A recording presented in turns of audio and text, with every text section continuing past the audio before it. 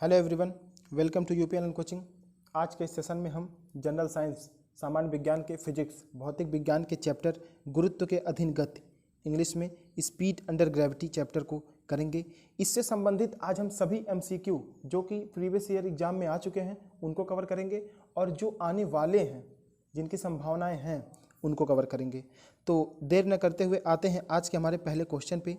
पहला क्वेश्चन आज का हमारा ये है, निम्नलिखित में से किसने न्यूटन से पूर्व ही बता दिया था कि सभी वस्तुएं पृथ्वी की ओर गुरुत्वाकर्षित होती हैं? तो यह बताया था ब्रह्मपुत्र ने, ऑप्शन डी। ब्रह्मपुत्र गुप्तोत्तरकालीन वैज्ञानिक थे। इनका जन्म उज्जैन में हुआ था। इन्होंने ब्रह्म सिद्धांत की रचना की तथा सर्वप्रथम यह बताया कि पृथ्वी सभी वस्तुओं को अपनी ओर आकर्षित करती है। आते हैं आज के अगले क्वेश्चन पे। अगला क्वेश्चन हमारा यह है, गुरुत्वाकर्षण का सिद्धांत किसने दिया? Option A Charles Newton, option B Charles Babbage, option C Isaac Newton, option D John Adams. तो सभी को पता है जिन्होंने गति के 3 नियम दिए और उन्होंने ही गुरुत्वाकर्षण का सिद्धांत दिया। तो सर आइजैक न्यूटन ही हैं जिन्होंने गति के 3 नियम दिए और गुरुत्वाकर्षण का सिद्धांत दिया। तो ऑप्शन सी आइजैक न्यूटन सही है। अगला क्वेश्चन हमारा है, अंतरिक्ष यात्री निर्वात में सीधे खड़ी नहीं रह सकते क्योंकि? ऑप्शन ए गुरुत्व नहीं होता है, ऑप्शन बी वायुमंडल में श्यानता बल बहुत तीव्र होता है, ऑप्शन सी सौर वायु ऊपर की ओर बल लगाती है, या ऑप्शन डी वायुमंडलीय दबाव बहुत कम होता है। तो इसमें से ऑप्शन ए सही है, गुरुत्व बल नहीं होता है। गुरुत्व बल न होने के कारण ही अंतरिक्ष यात्री सीधे नहीं खड़े रह पाते और इसी के कारण पेशी क्षय और अस्थियों में घनत्व की कमी का सामना करना पड़ता है उन्हें। तो अस्थि घनत्व कम होने से उनकी अस्थियां भी कमजोर हो जाती हैं। कभी कभी लंबे मिशन में जब वो जाते हैं अंतरिक्ष में तो उनकी अस्थियां भी कमजोर हो जाती हैं। अगला क्वेश्चन हमारा है, अंतरिक्ष यान जो चक्कर लगा रहा है से एक सेब छोड़ा जाता है तो वह? ऑप्शन ए पृथ्वी की ओर गिरेगा, ऑप्शन बी कम गति से गतिवान होगा, ऑप्शन सी अंतरिक्ष यान के साथ उसी गति से गतिवान होगा, या ऑप्शन डी अधिक गति से गतिवान होगा। तो क्या हो जाएगा? ऑप्शन सी अंतरिक्ष यान के साथ उसी गति से गतिवान होगा। क्यों? क्योंकि वहाँ पे गुरुत्वाकर्षण बल है नहीं। तो अंतरिक्ष से अगर कोई सेब छोड़ेगा, कोई भी वस्तु छोड़ी जाएगी तो उसी के साथ उसी दिशा में गतिवान उसी के साथ गति करता रहेगा पृथ्वी के चारों तरफ। हमारे अगले क्वेश्चन पे आते हैं। अगला क्वेश्चन हमारा ये है, पीसा की झुकी हुई मीनार गिर नहीं जाती क्योंकि? पीसा मीनार के बारे में पहले कुछ जान लेते हैं। पीसा मीनार इटली में है और ये 1173 में बनना स्टार्ट हुआ था और 1372 में बन के तैयार हो गया था। तो इससे संबंधित पहले क्वेश्चन जान लेते हैं। ये इसको बनने में 200 साल लगे थे और ये इस समय इटली में है। और क्या हो सकता है, और एक है कि ये वर्ल्ड हेरिटेज साइट में भी ये शामिल है। बस इतना ही है। तो पीसा की झुकी हुई मीनार गिर नहीं जाती है क्योंकि? ऑप्शन ए वह शीर्ष भाग से पतली टेपर हो गई है, या ऑप्शन बी वह बड़े तल क्षेत्रफल को आच्छादित करती है, या ऑप्शन सी इसका गुरुत्वाकर्षण के निम्नतम स्थिति में रहता है, या ऑप्शन डी गुरुत्व केंद्र से जाने वाली ऊर्ध्वाधर लाइन तल के अंदर रहती है। तो इसमें से क्या सही है? ऑप्शन डी गुरुत्व केंद्र से जाने वाली ऊर्ध्वाधर लाइन तल के अंदर रहती है। कोई भी वस्तु तब तक नहीं गिरती है, कोई भी वस्तु तब तक स्थिर रहती है या तब तक नहीं गिरती है जब तक गुरुत्व केंद्र से जाने वाली ऊर्ध्वाधर रेखा उसके तल से होकर गुजरती है। अभी तक पीसा की मीनार के गुरुत्व केंद्र से होकर जाने वाली ऊर्ध्वाधर रेखा मीनार के तल के अंदर ही है, इसलिए झुकी हुई मीनार अभी तक गिरी नहीं है। वैज्ञानिकों के अनुसार दावा यह किया जा रहा है कि 2030 से 50 के बीच में यह मीनार पूर्ण रूप से गिर जा सकती है। अगला क्वेश्चन है क्वेश्चन नंबर 6, यदि पृथ्वी और सूर्य की दूरी जो है उसके स्थान पर दुगनी होती तो सूर्य द्वारा पृथ्वी पर गुरुत्वाकर्षण बल जो पड़ता वह होता? ऑप्शन ए अब जितना है उसका 2 गुना, या ऑप्शन बी अब जितना है उसका 4 गुना, या ऑप्शन सी अब जितना है उसका चौथा भाग, या ऑप्शन डी अब जितना है उसका आधा भाग। इसको हम उसके फार्मूले से सॉल्व करते हैं। गुरुत्वाकर्षण का फार्मूला क्या होता है? गुरुत्वाकर्षण बल बराबर Gm1m2/r²। तो जब हम दूरी को दोगुना करेंगे r² तो उस पर गुरुत्वाकर्षण बल पे क्या प्रभाव पड़ेगा? वह उसका 4 गुना कम हो जाएगा। तो क्या हो जाएगा? ऑप्शन सी अब जितना है उसका चौथा भाग। क्या हो जाएगा? ऑप्शन सी अब जितना है उसका चौथा भाग। आते हैं आज के हमारे अगले क्वेश्चन पे। अगला क्वेश्चन हमारा है, जब कोई वस्तु ऊपर से गिराई जाती है तो उसका भार होता है, जब भी कोई वस्तु ऊपर से गिराई जाती है तो उसका भार अपरिवर्तित होता है। आते हैं आज के हमारे अगले क्वेश्चन पे। अगला क्वेश्चन हमारा यह है, लकड़ी, लोहे व मोम के समान आकार के टुकड़ों को समान ऊंचाई से पृथ्वी पर गिराया जाता है, कौन सा टुकड़ा सर्वप्रथम पृथ्वी पर पहुंचेगा। अब इसमें यह नहीं बताया गया कि वायु को उपस्थित माने या वायु को अनुपस्थित माने, तो हम लोग वायु को अनुपस्थित मानेंगे। तो कोई भी वस्तु वायु की अनुपस्थिति में जब गिराई जाती है, साथ साथ कितनी भी वस्तु गिराई जाए सभी एक साथ पहुंचती हैं, तो क्या हो जाएगा, ऑप्शन डी, सभी साथ साथ पहुंचेंगे। ऑप्शन डी, सभी साथ साथ पहुंचेंगे। आते हैं आज के हमारे अगले क्वेश्चन पे।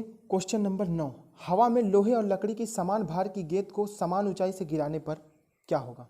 पृथ्वी पर दोनों एक समय गिरेंगी, या ऑप्शन बी, एक पहले गिरेगी एक बाद में गिरेगी, या ऑप्शन सी, लकड़ी की गेंद बाद में गिरेगी, या ऑप्शन डी, कुछ अंतराल में गिरेगी। तो इसमें बताया गया है कि हवा की उपस्थिति में अगर हम दो वस्तुओं को गिराएं, एक लकड़ी की गेंद है और एक लोहे की गेंद, तो कौन सी पहले गिरेगी और कौन सी बाद में गिरेगी। तो पहले गिरेगी लोहे की गेंद और बाद में गिरेगी लकड़ी की गेंद, क्योंकि हवा की उपस्थिति में लकड़ी और लोहे में जो लकड़ी और लोहे की गति से और वायु के टकराव से जो घर्षण बल उत्पन्न होगा, उससे लकड़ी की गेंद ज़्यादा प्रभावित होगी और लोहे की गेंद कम प्रभावित होगी। तो पहले कौन गिरेगा, पहले लोहे की गेंद गिरेगी और बाद में लकड़ी की गेंद। तो क्या हो जाएगा, ऑप्शन सी, लकड़ी की गेंद बाद में गिरेगी। आते हैं आज के हमारे अगले क्वेश्चन पे। क्वेश्चन नंबर 10, किसी पिंड का भार पृथ्वी तल पर सब जगह एक समान होता है, ध्रुवों पर सर्वाधिक होता है, या ऑप्शन सी, विषुवत रेखा पर अधिक होता है, या ऑप्शन डी, मैदान की अपेक्षा पहाड़ों पर अधिक होता है। तो इसमें से ऑप्शन बी सही है, ध्रुवों पर सर्वाधिक होता है। किसी भी पिंड का भार ध्रुवों पर सर्वाधिक और विषुवत रेखा पर बहुत ही कम होता है, न्यूनतम सबसे कम अपना जो उसका भार होता है वो विषुवत रेखा पर होता है, और जो किसी वस्तु का सबसे अधिक भार होता है वो ध्रुवों पर होता है। तो इसमें ऑप्शन सी दिया गया, विषुवत रेखा पर अधिक होता है, जो कि गलत है। पृथ्वी तल पर सब जगह एक समान होता है, वो भी गलत है। मैदान की अपेक्षा पहाड़ों पर अधिक होता है, ये भी गलत है। तो ध्रुवों पर सर्वाधिक होता है और विषुवत रेखा पर सबसे कम होता है। आते हैं आज के हमारे अगले क्वेश्चन पे। अगला क्वेश्चन है, एक ऊंची इमारत से एक गेंद 9.8 मीटर पर सेकेंड स्क्वायर के समान त्वरण के साथ गिराई जाती है, 3 सेकंड बाद इसका वेग क्या होगा। तो गति के समीकरण से अगर हम देखें, v हमें ज्ञात करना है, लास्ट वेग, अंतिम वेग इसका हमें ज्ञात करना है। प्रारंभिक वेग इसका 0 होगा और समय 3 सेकंड दिया है, और गुरुत्वाकर्षण बल त्वरण दिया है 9.8 मीटर पर सेकेंड स्क्वायर। तो फॉर्मूला होता है, गति का पहला समीकरण होता है v बराबर u plus a t, v बराबर u प्लस ए टी। तो v बराबर u 0 plus a t, a equal to क्या दिया है 9.8 और t इक्वल टू 3 सेकेंड। तो क्या हो जाएगा 9.8 इंटू 3 सेकेंड, तो हो जाएगा सी, ऑप्शन सी, 29.4 मीटर पर सेकेंड। आते हैं आज के हमारे अगले क्वेश्चन पे। क्वेश्चन नंबर 12, विनाशकारी भूकंप के गुरुत्व के कारण त्वरण होगा। तो विनाशकारी भूकंप के गुरुत्व के कारण त्वरण उसका 9.8 मीटर पर सेकेंड स्क्वायर से या तो अधिक होगा, या तो 980 सेंटीमीटर पर सेकेंड स्क्वायर से अधिक होगा। तो इसमें से ऑप्शन ए दिया है 550 सेंटीमीटर पर सेकेंड स्क्वायर से अधिक, या 750 सेंटीमीटर पर सेकेंड स्क्वायर से अधिक, या 950 सेंटीमीटर पर सेकेंड स्क्वायर से अधिक, या 980 सेंटीमीटर पर सेकेंड स्क्वायर से अधिक। तो इसमें से क्या सही है, ऑप्शन डी, 980 सेंटीमीटर पर सेकेंड स्क्वायर से एबव। आते हैं आज के हमारे अगले क्वेश्चन पे। क्वेश्चन नंबर 13, एक वस्तु का पृथ्वी पर द्रव्यमान 100 किलोग्राम है। अगर चंद्रमा पर गुरुत्व जनित त्वरण है तो चंद्रमा पर वस्तु का द्रव्यमान क्या होगा। तो वस्तु का द्रव्यमान कभी नहीं बदलता है, तो वस्तु का द्रव्यमान क्या हो जाएगा 100 किलोग्राम। अब चाहे गुरुत्व त्वरण रहे या न रहे, गुरुत्व त्वरण रहने से भार में परिवर्तन होता है, द्रव्यमान में नहीं। तो चाहे हम चंद्रमा पे जाएं, चाहे हम मार्स पे जाएं, चाहे हम बृहस्पति पे जाएं, चाहे हम पृथ्वी पर रहें, द्रव्यमान जो है वही रहेगा। 100 किलोग्राम है तो 100 किलोग्राम ही रहेगा। आते हैं आज के हमारे अगले क्वेश्चन पे। अगला क्वेश्चन हमारा ये है, भारहीनता होती है। भारहीनता क्या होती है। ऑप्शन ए, गुरुत्वाकर्षण की शून्य स्थिति, ऑप्शन बी, जब गुरुत्वाकर्षण घटता है, ऑप्शन सी, निर्वात की स्थिति में, या ऑप्शन डी, उपरोक्त में से कोई नहीं। इसमें से ऑप्शन ए सही है, गुरुत्वाकर्षण की शून्य स्थिति। जहां भी गुरुत्वाकर्षण की शून्य स्थिति होती है वहां पे भारहीनता होती है। मैंने आपको पिछले क्वेश्चन में बताया, गुरुत्वाकर्षण का प्रभाव भार पे पड़ता है, तो गुरुत्वाकर्षण जितना ही कम होगा भार भी उतना ही कम होगा। गुरुत्वाकर्षण बल जितना ही अधिक होगा भार भी उसका उतना ही अधिक होगा। आते हैं आज के हमारे अगले क्वेश्चन पे। अगला क्वेश्चन हमारा ये है, पृथ्वी अपने कक्ष में लगभग 4400 किलोमीटर प्रति घंटा की गति से घूमती है।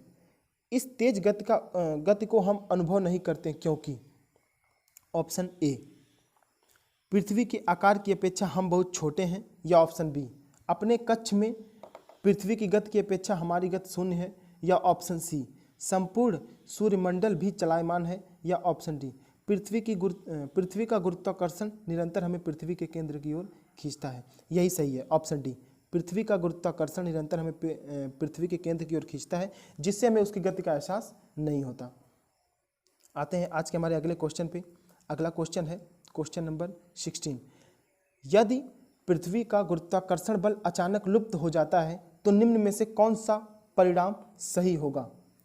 ऑप्शन ए, वस्तु का भार शून्य हो जाएगा परंतु द्रव्यमान वही रहेगा, या ऑप्शन बी, वस्तु का द्रव्यमान शून्य हो जाएगा परंतु भार वही रहेगा, या ऑप्शन सी, वस्तु का भार तथा द्रव्यमान दोनों शून्य हो जाएंगे, या ऑप्शन डी, वस्तु का द्रव्यमान बढ़ जाएगा। देखिए, गुरुत्वाकर्षण बल अचानक लुप्त हो जाने से द्रव्यमान में तो कोई प्रभाव पड़ेगा नहीं, तो वस्तु के भार में प्रभाव पड़ेगा। तो मैंने आपको पिछले क्वेश्चन में बताया कि गुरुत्वाकर्षण बल अगर कम होगा तो भार भी कम होता जाएगा, और शून्य हो जाएगा तो भार भी शून्य हो जाएगा, और अगर गुरुत्वाकर्षण बल बढ़ेगा तो भार भी बढ़ेगा।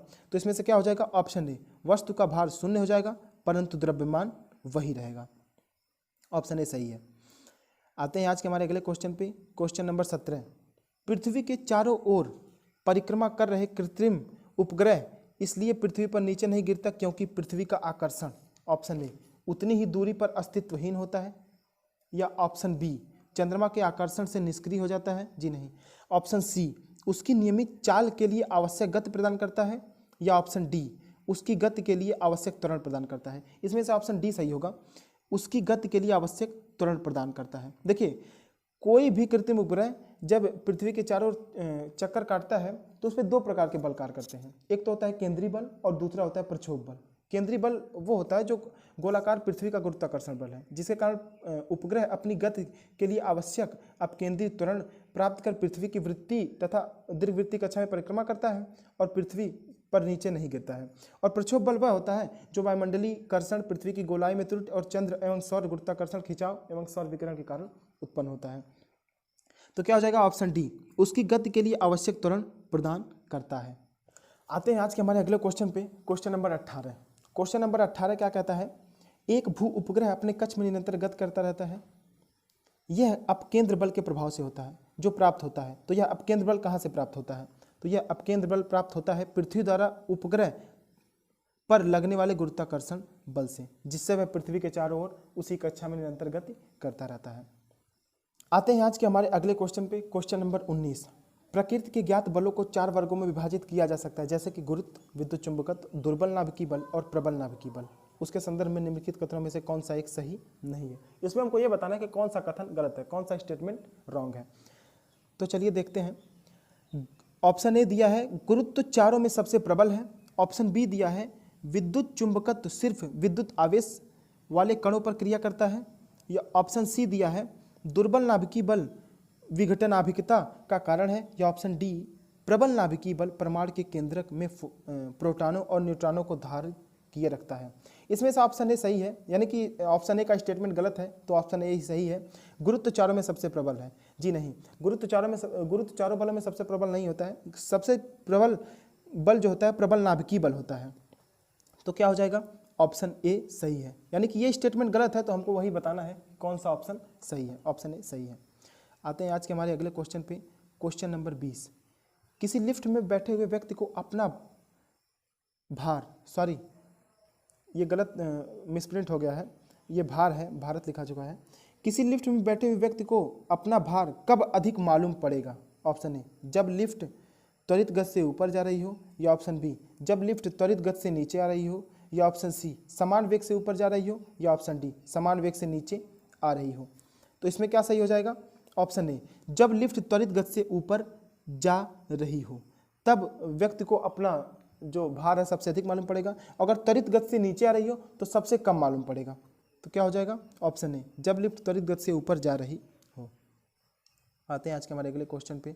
अगला क्वेश्चन हमारे है लोलक की कालावधि, टाइम पीरियड। ऑप्शन ए द्रव्यमान के ऊपर निर्भर करती है। ऑप्शन बी लंबाई के ऊपर निर्भर करती है। ऑप्शन सी समय के ऊपर निर्भर करती है। या ऑप्शन डी तापक्रम के ऊपर निर्भर करती है। तो ये हो जाएगा ऑप्शन बी, लंबाई के ऊपर निर्भर करती है। इसको हम देखते हैं इसके फार्मूले से। इसका फार्मूला टाइम पीरियड कालावध का जो फार्मूला होता है T = 2 pi √L/G।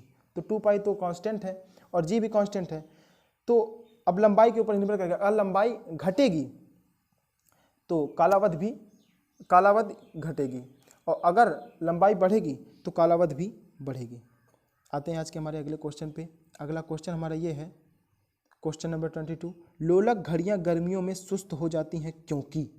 Option A, गर्मियों में दिन लंबे होते हैं। ऑप्शन बी, कुंडली में घर्षण होता है। ऑप्शन सी, लोलक की लंबाई बढ़ जाती है। या ऑप्शन डी, लोलक के भार में परिवर्तन हो जाता है। इसमें से ऑप्शन सी सही है, लोलक की लंबाई बढ़ जाती है। गर्मी में टेम्परेचर अधिक होने के कारण लोलक की लंबाई बढ़ जाती है, जिससे कि घड़ियां सुस्त हो जाती है। सुस्त होने का मतलब यह है उनका आवर्तकाल बढ़ जाता है, यानी कि टी टाइम पीरियड जो मैंने आपको पिछले क्वेश्चन में बताया कालावध, वो बढ़ जाती है। तो लोलक की लंबाई बढ़ जाती है, जिससे क्या होती हैं लोलक घड़ियां गर्मियों में सुस्त हो जाती हैं। आते हैं आज के हमारे अगले क्वेश्चन पे, क्वेश्चन नंबर 23। एक लड़की झूले पर बैठी स्थिति में झूला झूल रही है। उस लड़की के खड़े होने पर प्रदोल आवर्तकाल क्या होगा? कम हो जाएगा, अधिक हो जाएगा, लड़की की ऊंचाई पर निर्भर करेगा, या ऑप्शन डी अपरिवर्तित रहेगा? तो ये हो जाएगा ऑप्शन ए, कम हो जाएगा। क्यों? लड़की झूले पर जब बैठी स्थिति में झूला झूल रही है तो उस लड़की के खड़े हो जाने पर लोलक की जो प्रभावी लंबाई है वो कम हो जाएगी। और आपको मैंने बताया T = 2 पाई √L/G, और जब लंबाई कम होगी तो आवर्तकाल भी घट जाएगा। तो क्या हो जाएगा? प्रदोल आवर्तकाल क्या हो जाएगा? कम हो जाएगा। आते हैं आज के हमारे अगले क्वेश्चन पे। आज का हमारा ये लास्ट क्वेश्चन है, पृथ्वी का पलायन वेग है। ऑप्शन ए 11.5 किमी/सेकंड। ऑप्शन बी 21.1 किलोमीटर/सेकंड। ऑप्शन सी 7.0 किमी/सेकंड। या ऑप्शन डी 11.2 किमी/सेकंड। पहले हम ये जानते हैं कि पलायन वेग होता क्या है। पलायन वेग वह न्यूनतम वेग है जिससे किसी पिंड को ऊपर की ओर फेंके जाने पर वह पृथ्वी के गुरुत्वीय क्षेत्र को पार कर जाता है तथा पृथ्वी पर वापस नहीं आता। पृथ्वी का पलायन वेग 11.2 किमी/सेकंड है, यानी कि ऑप्शन डी 11.2 किमी/सेकंड। चंद्रमा के लिए ये 2.4 किमी/सेकंड है। चंद्रमा पर वायुमंडल नहीं पाया जाता है। वायुमंडल इसलिए नहीं पाया जाता वहाँ पे क्योंकि चंद्रमा पर पलायन वेग से गैसों के अणुओं का वेग ज़्यादा होने के कारण वहाँ से वो पलायन कर जाते हैं। इसी कारण चंद्रमा पर वायुमंडल संभव नहीं है। तो आज का सेशन हमारा यहीं खत्म होता है। अगर आपको ये वीडियो अच्छा लगा तो इस वीडियो को लाइक कर दीजिए, चैनल को सब्सक्राइब कर दीजिए तथा बेल आइकन भी दबा दीजिए ताकि हमारे नोटिफिकेशन आप तक पहुँचते रहें सबसे पहले। Thanks for watching.